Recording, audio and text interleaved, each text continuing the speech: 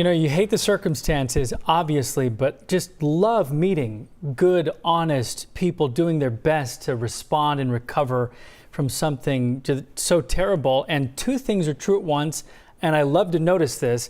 On the one hand, the mourning and the grieving and the way that, you know, they're feeling the loss, but on the other hand, the gratitude, even the joy at watching everybody, strangers come in who they don't know, never would have met otherwise, supporting each other and just even laughing together and just being together and loving being together.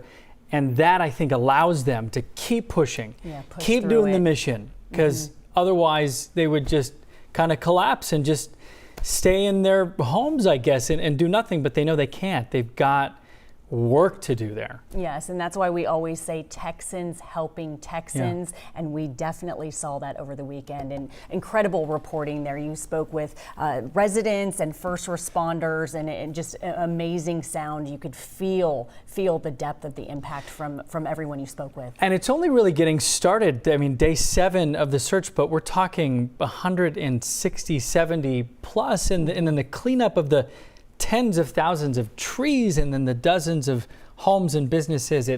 It's going to be there for months here. Yes, and as the search now enters its 7th day, we have learned that at least 120 people are dead across the state. That includes 96 in KHOU County, where 60 adults and 36 children did not survive. Now, more than 170 across the state are still missing, including 5 campers and a counselor from that Camp Mystic we've talked so much about. We've learned there are more than 2,000 people helping in the search. A disaster recovery center is opening later today in Kerrville.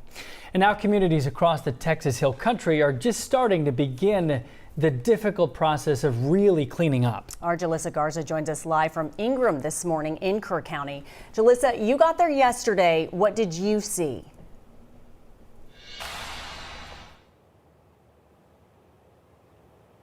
Hey, Steph and Jacob, good morning. Well, you know, seeing the pictures, the videos, along with our viewers has been gut-wrenching. It's been devastating. But to see it in person, it leaves you speechless. I myself found myself at a loss for words. And as someone who talks for a living, that's really difficult.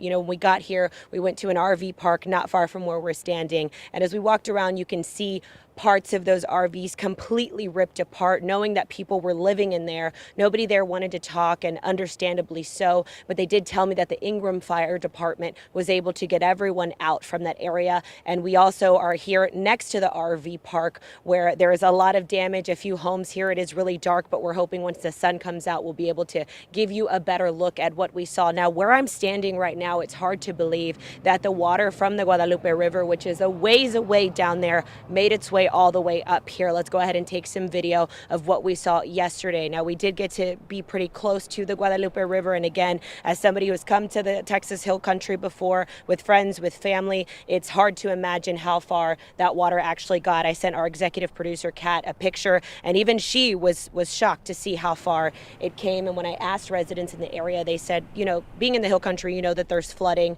you know that there's flash flooding, but never would they imagine the water to get this high, this fast, and reach where it did and do the damage that it did. Now, we did meet a man who lives here in the Ingram area. He was actually in Corpus Christi visiting his family when everything happened, but he came back and he immediately wanted to start helping. But he tells me, you know, he went outside first and started helping those who live in his area. Go ahead and take a listen to what he had to say. I was like, you know, before I get all gung-ho about trying to go and help, get in the truck and go here and there, just walk out the front door. That's all I had to do.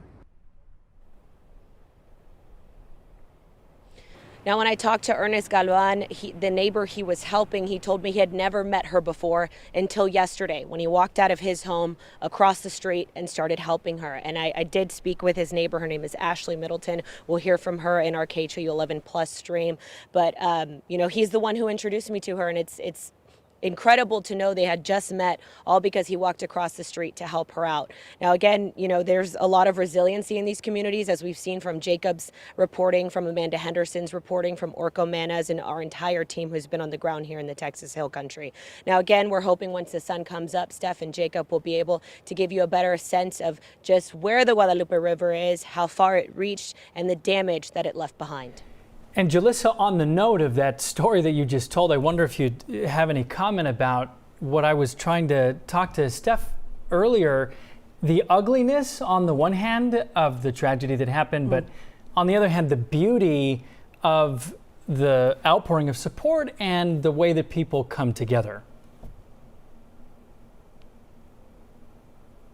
Yeah, as you mentioned, Jacob, two things can exist at once. In the yard that I'm standing in, this family is not here right now, but yesterday as I was talking with them, they were smiling, cracking jokes. We were talking about different things, and you would never have guessed that they are gutting a home, taking everything out of it, and still smiling and helping each other. And at the end of the day, we know that's what Texas is all about, helping each other during the most difficult of times, and we see it happen again and again.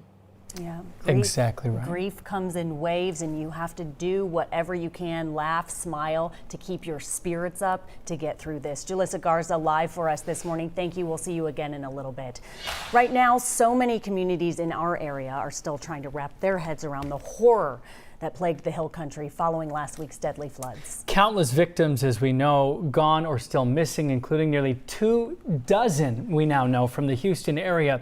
Our KHOU is joining us now live once again from the newsroom with a look, really for the first time for me, I don't know if anyone else, Ugochi, the faces of the victims, including those children.